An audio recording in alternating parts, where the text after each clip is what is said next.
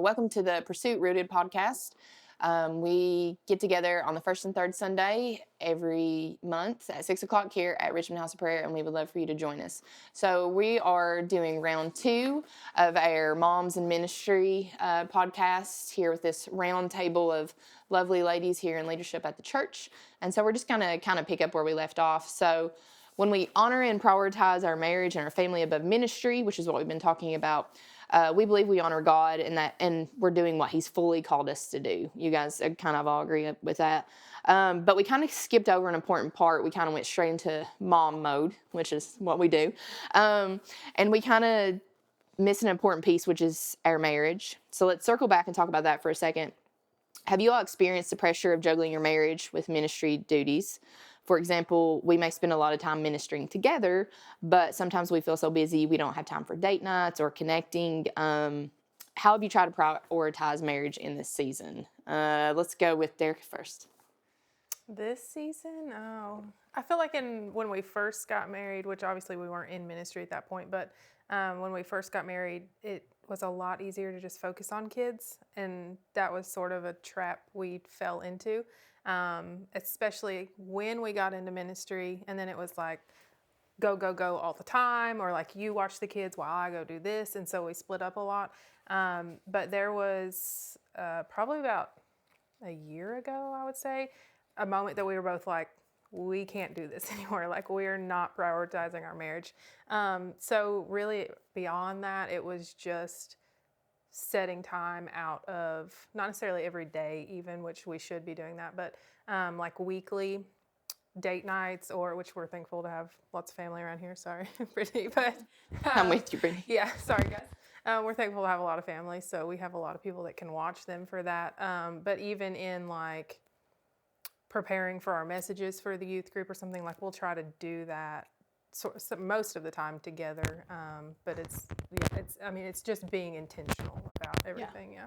And I think that's the whole point of like all of this is like we've had to learn to prioritize and be intentional, all of us, and we're still growing and learning in that. Kayla? Still growing and learning. No, Kent and I it's just a struggle, especially with having 4 kiddos. I mean, 4 is a lot to some people. And I mean, it is a lot. Everybody has their own needs. You know, I have Jaden with middle school. That's its own separate entity, essentially. And then I have 2 boys in elementary school. So juggling all the stuff that they do on top of ministry and church and all the things, and, trying to do things outside of that to just feed our own selves, like Kent's doing Bible studies and different things. And so it's like, still trying to find that time for each other. That's been hard for us. And I think too, just having a younger baby makes that hard for me anyway, because that's kind of my constant worry, like having her, and she always wants me. Like, we're just kind of, it's like I'm attached to her right now, and that's the season I'm in. But at the same time, it's really trying to just take the time to sit down and talk. If we can just have a conversation, like, not just, hey there, and having that time to sit down and have an intentional talk, that has helped us tremendously, especially in the last 6 months. That's helped us tremendously, because it was more so we were busy all day long, both of us, and then we went to bed, So it's just taking the time to just be, like you guys said, intentional about what we're saying, when we're saying it, even if that's just spending 30 minutes together to have a talk with each other that actually means more than, we have 15 things to do for the kids tomorrow. So that part of it, yeah. Brittany? Well, we had to take a very practical, actionable thing for this, because, you can have good intentions all day long, but a lot of times if you don't have something set in stone, something will come up that will, oh, well, I guess we'll do this. So we started, actually, I'll give Nick credit. He's the one who started putting date nights in our calendar, because we sort of live and die by the calendar. Yes. So, and we don't have family, but Abby has, there's been several times that she's watched our kids for us, so we can just have a date night. We usually try to have 2 a month. That's sort of what we we try to do that. And he plans all that. He puts it in the calendar. And so that's a non-negotiable. If it's on the calendar, we're not canceling it. Otherwise, if for us, if we didn't put it in the calendar, it would never happen. And it seems like a very analytical or stupid thing to do is to put it in a calendar and say this, but that was sort of how we had to start doing that. Yeah, it's kind of same for us. Like, I feel like communication is key. And if you don't take that time, you're not communicating. It's more like texting throughout the day. Like, we have this, and this. And like Kayla said, like, we have this stuff to do tomorrow or this week. And then that's all you're getting. And for us, for a little bit, like you were talking about, like, you don't have family up here. And Jaden's our babysitter. But, of course, we compensate Jaden. And, like, for all the times that we have a babysitter, like, that costs a lot for 4 kids, 3 or 4 kids have a babysitter. So we were like, okay. So then we had to go back in and be like, okay, we're financially planning for a babysitter every month because this is important to us, like prioritizing that, you know what I mean? To have the date nights and stuff like that because, and, sometimes we may go out and just have fun on a date night, but then there's been plenty of times we've parked the car and we walked around town for 2 hours and just talked because, you guys understand, like, you just don't get time to talk in this season of life. It's like, okay, we have to do this, this, and this. We got to go to this meeting. We got to do this thing. We got to do this with the kids. But you don't get to talk, like, as a couple. And I think that's key. Would you agree? You're kind of like, kids are out of the house now. What was that like when the kids were out of the house? So it's funny because, in truthfulness, in the high school years of my kids, life was very chaotic. And, because try to be an overachiever or something stupid. But like when Abby was cheering, all 4 years of high school, I was over the whole cheer boosters. Cheer mom. And I was the cheer mom. I ran the whole cheer boosters, ran it, plus all the things I was doing here. And my marriage suffered terribly, terribly. I was never home, ever, never home, never. And I was just busy, busy, busy all the time. Well, then the kids grew up and cheer ended and all the things. And Abby's still at home, but she's never home. Mm-hmm. And in truthfulness, Tommy began to do things on his own. And we've had long talks about this because he got back into horses. He started doing other things. And we've had long talks about it because he says that he started doing some of those things because he was always home alone. Because Tommy works daylight to dark. Mm-hmm. But when Tommy would come home at 6, 7, 8 o'clock at night, I wouldn't be home till 9, 10, 11 o'clock at night. And I would get up in the morning and be home during the mornings, getting things done, but he was at work. And so then he started finding things to fill his time because I was never home. And he would tell Abby, he would say, your mom's never here. So he would just find things to do himself because I was never home. And so in the last little while, most people think when your kids get grown, you spend more time together. For us, it's been the exact opposite. We've spent less. And so now in the last year or so, we've made it intentional to be home in the evenings or to be home by a decent time in the evenings to, like you said, if it's not just to spend 30 minutes to an hour at night together. And we've started doing other things. Like in the last 3 years, we went to Tennessee every December for a weekend that no one goes but just me and him, because we take trips and stuff, but people go with us. We take Dad, we take Abby, but we started making this intentional trip in December every year, and we go down there and we Christmas shop and we go see a show or just do something, and we spend the weekend together in Tennessee. And nobody, Abby's like, thanks for the invite. I'm like, you're not invited. This is a mom and dad trip. Yeah. But because honestly, as they got older, we started spending less time together and doing less things, and we had to become intentional about being together. And so we try now to at least be home at night and spend at least 30 minutes to an hour together at night, whether that may be I get home at 9 o'clock or he gets home at 9 o'clock.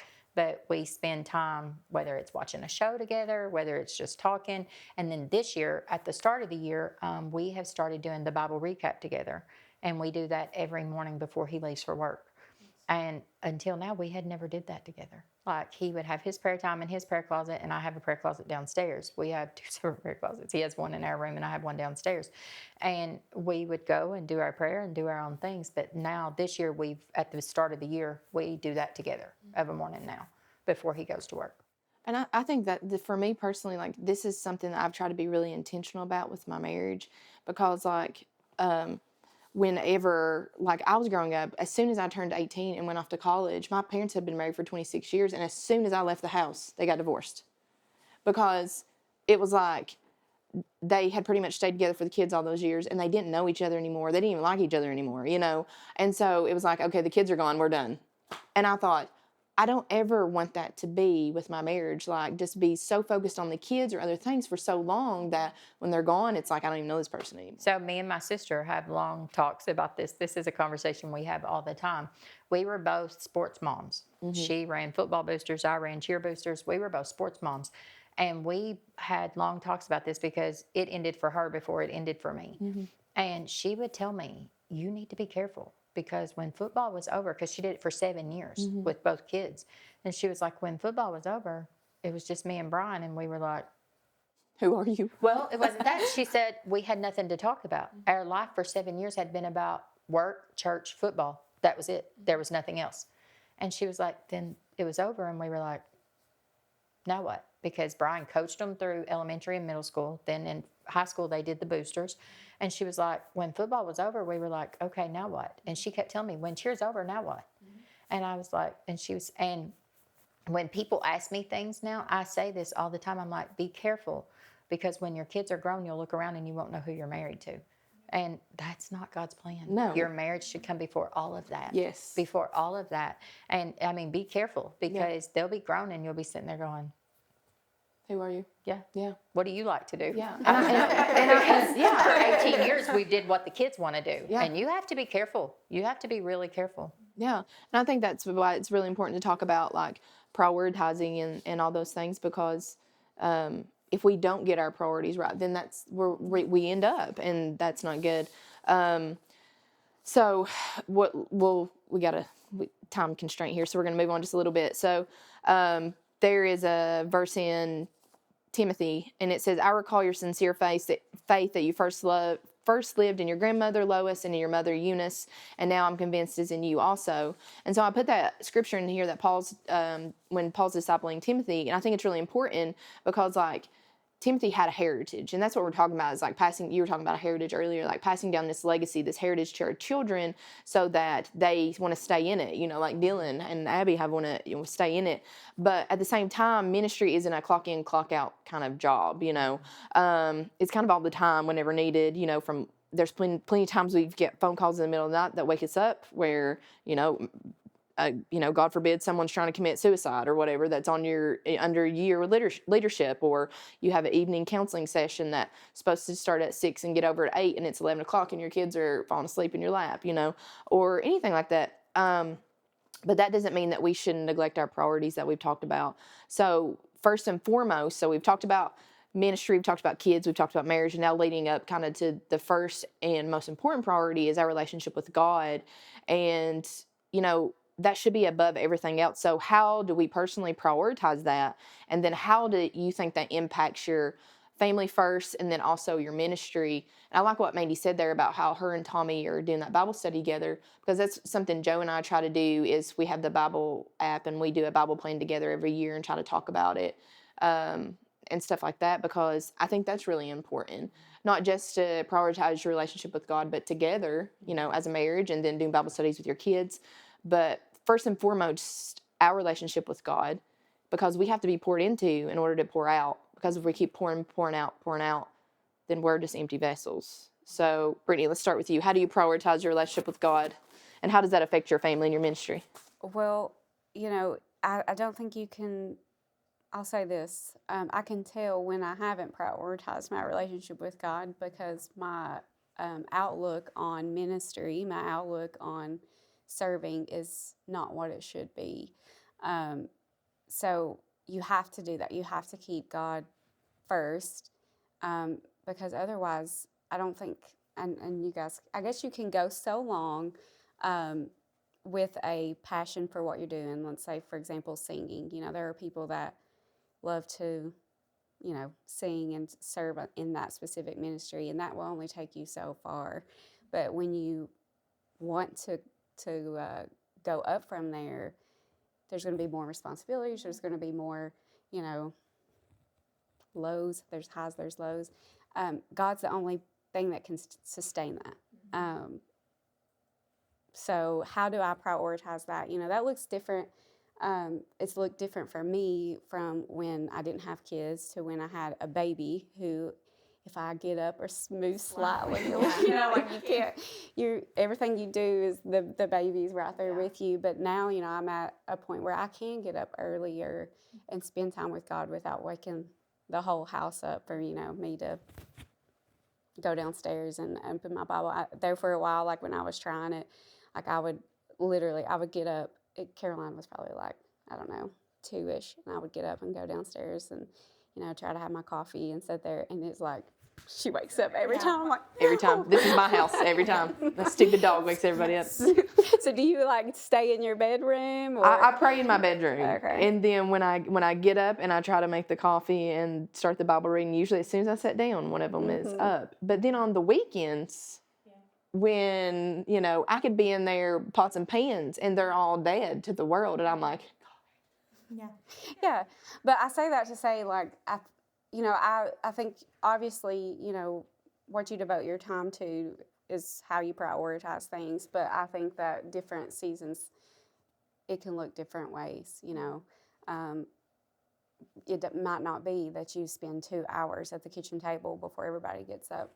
It may be that you are, as you get up in your bedroom, you're praying, and but to just keep that focus, if that makes sense, and keep that communication between you and God on a daily basis, and honestly throughout the day, when you encounter things at work or at wherever you are, and just, Holy Spirit, what do you want me to say right now, or what are you trying to teach me through this?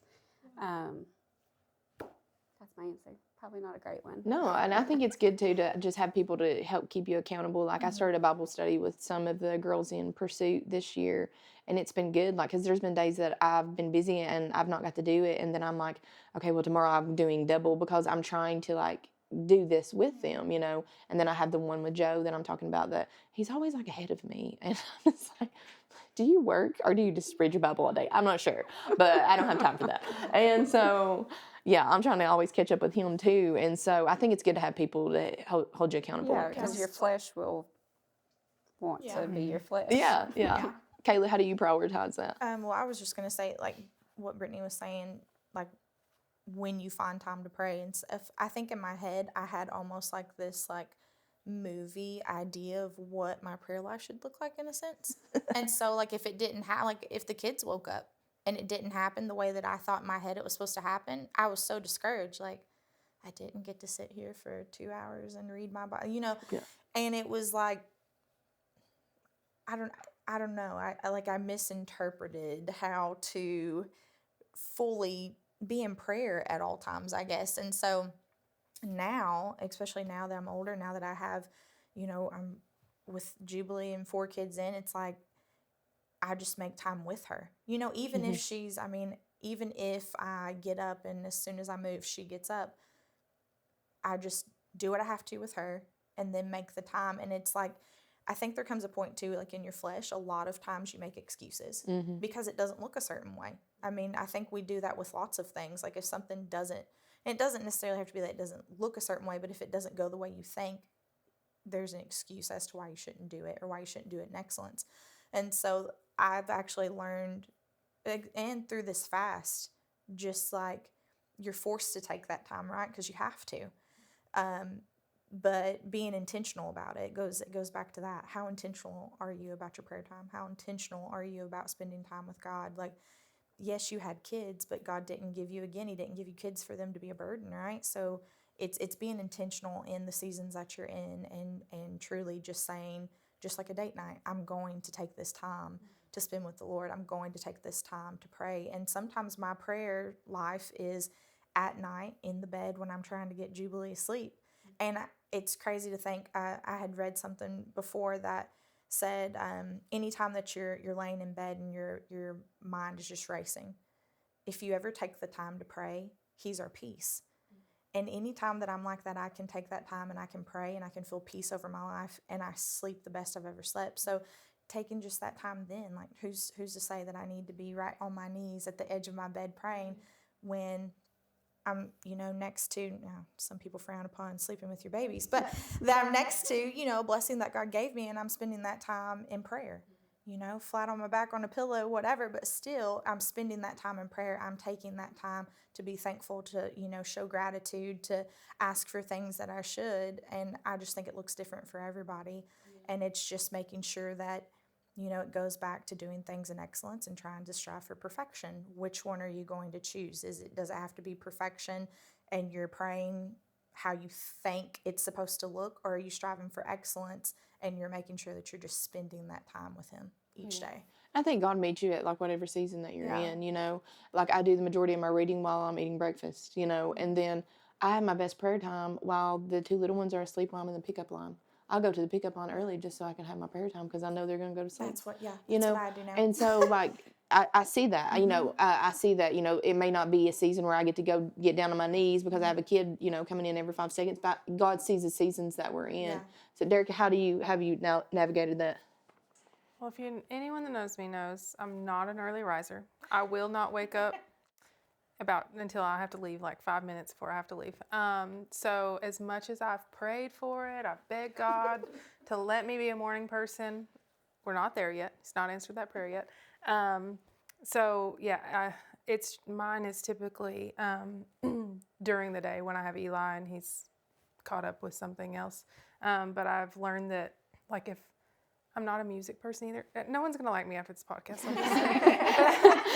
I'm not really a music person, and so I always just kept my radio off in my car because I like the silence.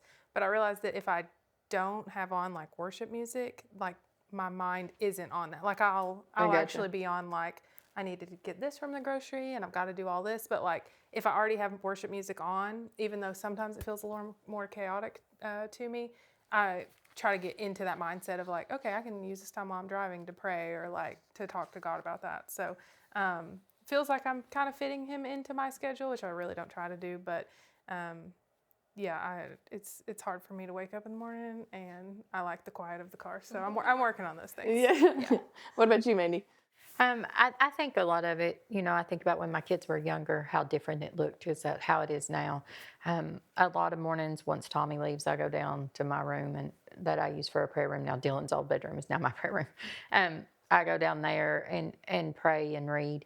But there's mornings that I get up and I have to come straight out here. I always pray in the car. I've always prayed in the car, but I told my prayer group this, and when I did my small group, every morning when I get up, the first thing I do is go into the bathroom. I get out of my bed, I go straight into my bathroom. And every morning when I walk into the bathroom, before I do anything else, I look in the mirror, and I do this every morning of my life. And I greet him every morning. And like I heard my dad say years ago, most of you get up and grumble, "Good Lord, it's morning. Why don't you try saying, 'Good morning, Lord'?" And ever since then, I've done that. So when I get up, I go straight to the bathroom, and the first thing I do is greet the Lord. I walk into my bathroom every morning in my life, and I say, "Good morning, Lord. Thank you for this day. Thank you for your grace and your mercy." And then I go on about my day, but I talk to him for the first 3 or 4 minutes of my day. That's what I do every day of my life. Every day. I remember when we were in Brazil, like anytime you were talking about like what the Lord was speaking to you, you're like, "In the bathroom this morning, Yeah. the Lord spoke this." And I thought, the Lord really speaks to you in that bathroom. All the time, and they all make fun of me in prayer group for that. And they're like, "What did the Lord say in the bathroom this morning?" But literally every morning of my life, I greet him. That's the first thing I do. And the Lord speaks to me a lot in the bathroom of the morning, because every morning, and I started that several years ago, but every day of my life, the first thing I do in the morning is tell him good morning and thank him for the day and for what he's done for me. And I ask him for grace and mercy through the day. And then depending on what that day looks like, sometimes my time with him is in the car. Some mornings I have time to go downstairs for 30 minutes to an hour. Sometimes I don't. But I always am praying in the car. I always have music on in the car because, like you said, it gets me in that mindset and with him. And this is another big thing for me. My mind wanders, and I'm thinking about dinner, or I'm thinking about what I've got to pick up for this, or what has to be done here, or whatever. And I will just stop when I catch it, when I realize what's happening. And I'll just stop and I'll just say, I rebuke any abstract thoughts, any hindrances. Lord, help me to get my mind on you. And I'll either start singing a song or doing something that gets me back into where he wants me to be.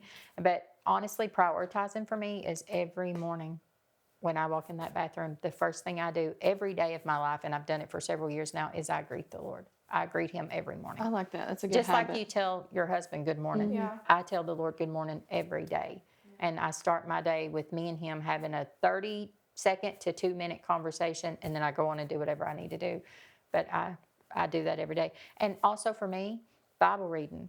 It may be in my car with the Bible app reading it to me. Whatever I've got to do to get it in, I try to do it. That's good. It reminds me of the book, Benny Hinn book, Good Morning, Holy Spirit. It said there's a Benny Hinn wrote a book, it's called Good Morning, Holy Spirit. Joe had it sitting on the bookshelf forever. I never did read it, but there's plenty of books. stuck with you. There's plenty of books that he has that I have not read. All right, so we have to be deliberate and intentional with any of our downtime. Obviously, we've talked about that. And that may mean that we don't get to attend every baby shower or birthday party thrown at the church, and that may offend people sometimes. But I think that that can also mean not throwing out our kids' passions because of our busy schedules. You talked about being a sports mom and stuff like that. And for example, finding time to let them play sports if that's what they're interested in. I feel like I just went through a really long season of God teaching me that it's not only okay, but also that he needed me to say no sometimes, So I've had to learn to say no sometimes, when it's come to things here at the church even. Mm-hmm. Like I'll go to volunteer for something and I can just hear the Holy Spirit saying, nope, that's not what I want you to do right now. And so I've had to set up some healthy boundaries to prioritize my family's needs while also still leading ministry with excellence. So let's talk about that, like learning to say a couple questions here. How did you learn how to say no sometimes in ministry? What has that looked like? Setting healthy boundaries with your family. And then also let's just throw in like the importance of including your kids in ministry and how do you successfully do that? I just want to start by saying we were talking about our kids in sports and stuff like that. I had someone come to me one time and was like, I feel like you and Joe coach like every sport your kid, Kent does the same thing because like I coach Kai in basketball, Phoenix in soccer, the second season, and then Joe helps Kent coach Kaya. But the reason that we do that, it's not because we like to coach, I was gonna say, but it's literally like our schedule's so crazy that if we don't coach, then we don't get to pick the day the practice is. Yeah. So you never know, like, was it going to be on a Wednesday? Well, then they can't practice, right? Well, then also, what if it's this day or this day? Well, that's going to mess with this thing at that church that we have. And so one of the reasons we coach is so that we can kind of dictate when the practice time is. And so, or if we need to, switch a game around because of something that's happened that we got to be at. And so we're trying to find the balance in the struggle. And that's one of the ways that we do that. So I might not have time to hit everybody. So I want to ask you this question first about learning how to say no and the healthy boundaries, because I feel like you do like 1,000,005 things. So do you ever say no, Mandy? I'm still learning. And I have learned a lot in the last year. Brazil was life-changing for me. You and I had a lot of talks while we were in Brazil. And I learned the main thing I brought back from Brazil was that I needed to step away from some things and prioritize some things in my life, because for probably 2 to 3 years, the Holy Spirit has been speaking to me regularly, and I've told you this, about he was transitioning me to a different thing. But really, in Brazil, the Lord said to me, how can I transition you if you won't move? He can't move us if we're not willing to move. Yeah. And so I've gotten better in the last 6 months or so about learning that I need to let him transition me, and that comes with me saying no to some things and stepping away from some things.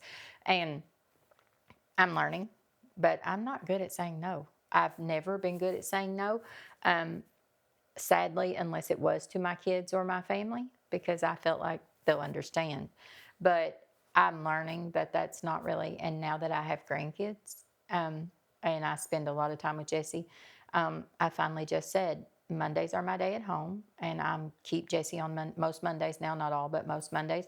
And I am just like, you know what? Mondays are my day with him. I'm sorry. I'm not going to be here on Mondays, and I'm not scheduling things on Mondays, and I'm not doing things on Mondays, because Mondays are my day with my grandchild. And that's big for me. Yeah. That's huge for me. Yeah. Like, it really is. So I'm learning. Saying no is hard for me. I mean, if I'm just completely honest, it's hard for me. But I'm getting better. I am. I'm learning. Yeah. Yeah, no's hard for me. It is. And I think a lot of people think, well, if you're in ministry and leadership, that you got to like be at everything and You do don't. everything. You will kill yourself. And you will burn yourself You'll out. burn out. To the point that you don't even want to do any of it. COVID was a rest for me. You came out a different person. It I was just a wanna rest say. for me. It really, I did come out a different person. It was a rest for me. It really was. Yeah. So I know we don't have a lot of time here. I just want to ask, Brittany, how important do you believe it is to include your kids in ministry, and how do you successfully do that? I think it's very important. Okay. Please tell me how to successful do that, because I'm still trying to learn. Well, I'm too. Statistically, statistics. Nick is sort of a nerd when it comes to Joe too. stats, Yeah. and so he'll look at church growth stats and all those things. And if a kid is involved, and when we say involved, we don't just mean going to church, but if a kid has if there's a sense of responsibility at church, they're more likely as adults to continue to go to church. So we've really tried to instill that in our kids. I sort of have certain personal quirks with my kids. I want them to do certain things when we're at church. Try to get them to do things like Enoch's going to take the trash out. When we have the revival and you have like a group of people, Enoch, like they're picking up trash, let's go pick up trash. Little things like that, but then also trying, I feel like, we can pray over our kids and ask God, like, what gifts have you given them? And let's help steward that gift. Yeah.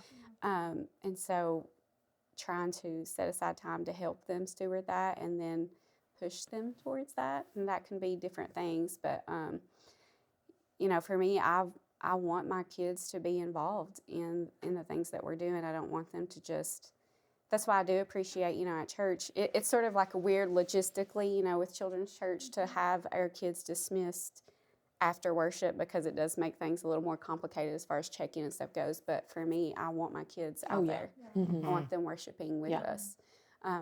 Because there's been plenty of times they've not even dismissed for kids' church because a move of God has happened and they've been able to witness that. Yes.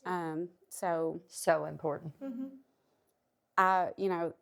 The practical answer of how do you do that, I don't know. I mean, like from what we was talking about earlier, like my kids sit on the front row. We've tried some things where Enoch wants to sit with his friends or whatever, and it just almost never works out.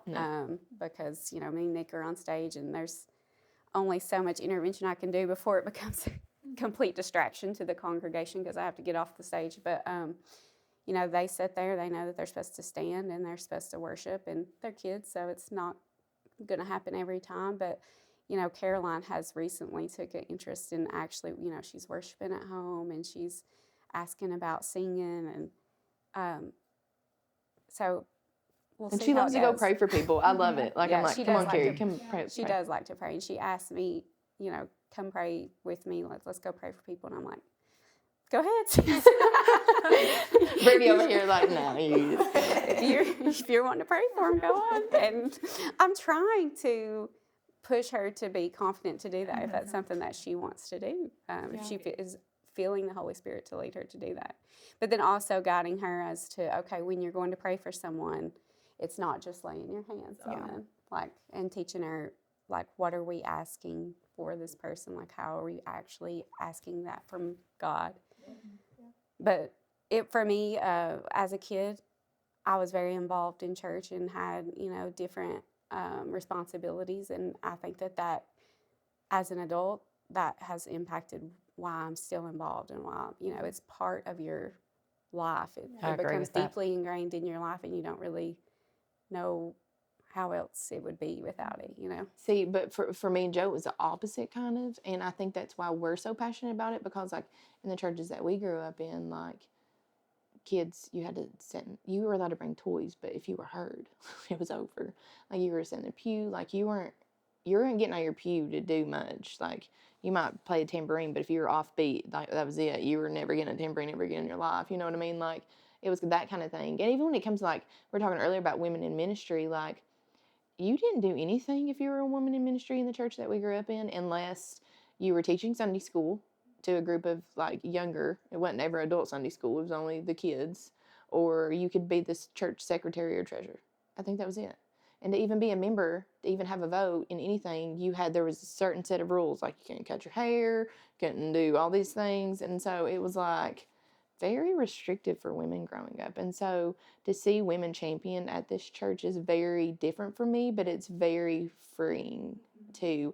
And I love that my girls are growing up in that atmosphere, because it wasn't something that I had. The last thing I just want to touch on really quick, I would say like 5 minutes here, but someone recently came to me and was just talking about like that season of like, you're a mom now, but you're also in ministry, and just seeing like, I remember like right after I had Kai, I was up at the altar one day and I was just like weeping, and Lisa Smith came up to me and she said, "Honey, are you okay?" And I said, I feel like nobody sees me, you know? I feel like nobody sees me.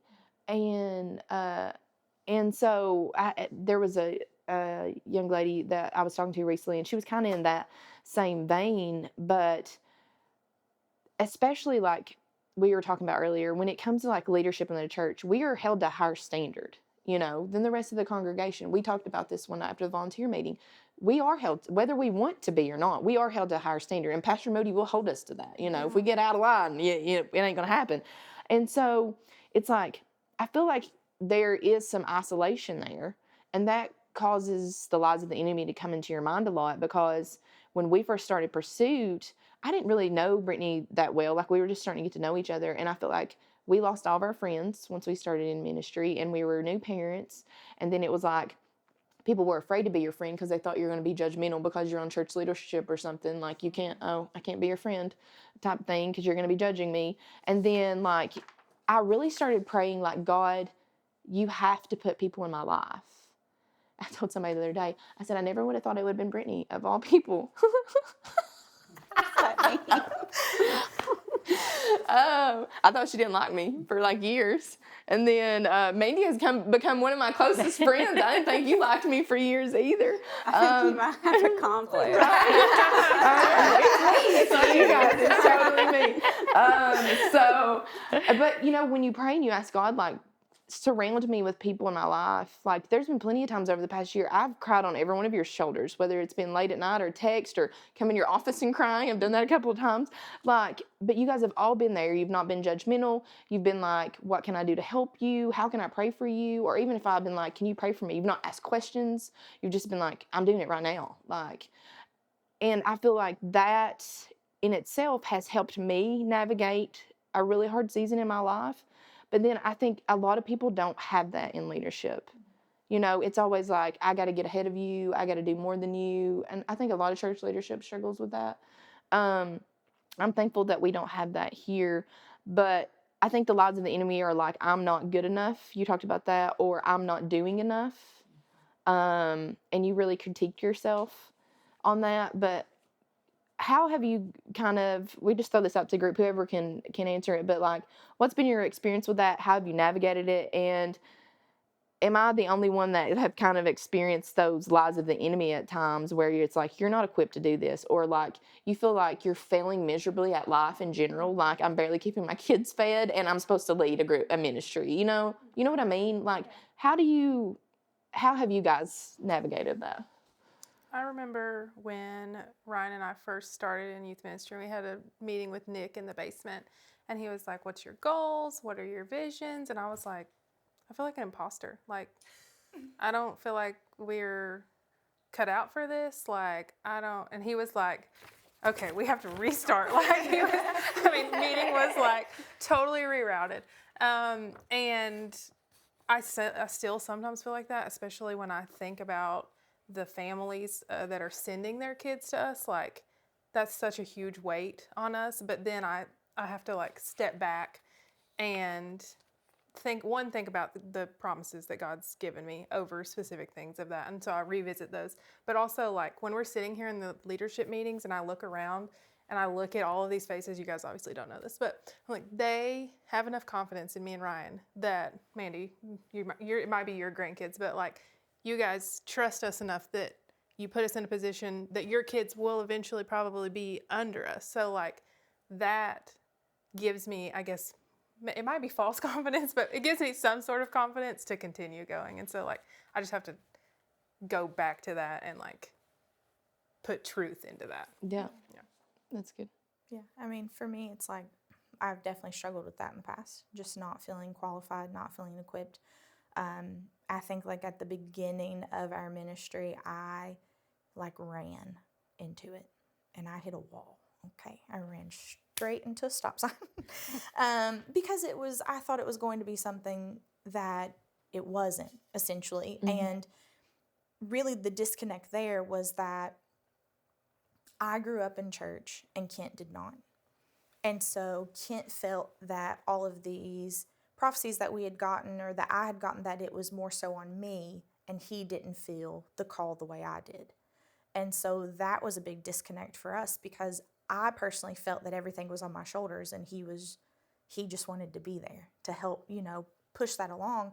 And so like he's grown and I've grown, and so now it's like, things have flipped and it's how it should be. Like it's on, he's the head of the house. Because for a long time I felt like I was head of the household, because I was the one that wanted to get us where we need to be. I was the one that like was dragging him to church, those kinds of things. You felt like more spiritually mature. Yes, yeah. So now that those things have flipped, it's changed things tremendously. But there are times where the enemy just tries to sneak in and say, who are you? Like, why do you think that you're qualified to do this? And, just being completely honest, there's things I've sat on because of that. And just recently was prophesied to about that. And I mean, it really like put a fire back, in me, a fire that I thought was completely gone, but it's like, that's again, another lie of the enemy, because it's still there.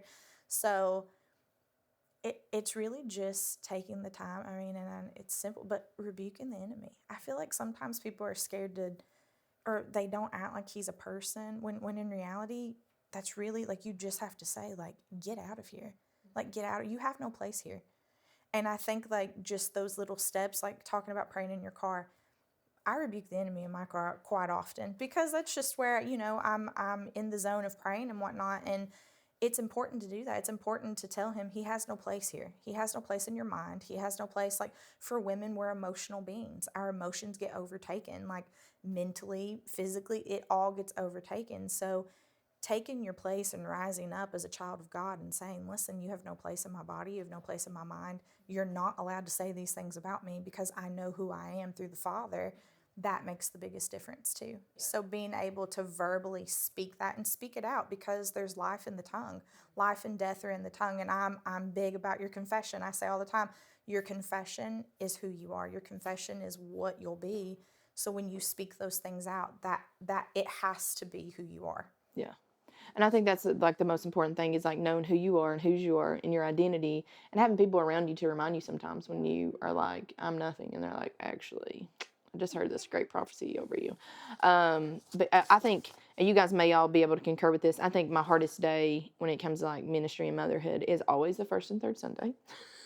It is the longest days ever, because we're here, for 1.5 services usually, and then we have time to rush home, grab a bite to eat, if I've been motherly enough to put something in the crock pot ahead of time. Otherwise, Yeah. it's like we're I was scrambling. going to say, we're Kane's drive-through first. And We don't really do takeout. So I always have to make some, even if it's grilled cheeses, And so I got those 2 hours. I would love to take a nap. I know. I would love to. It's non-negotiable for me. It's on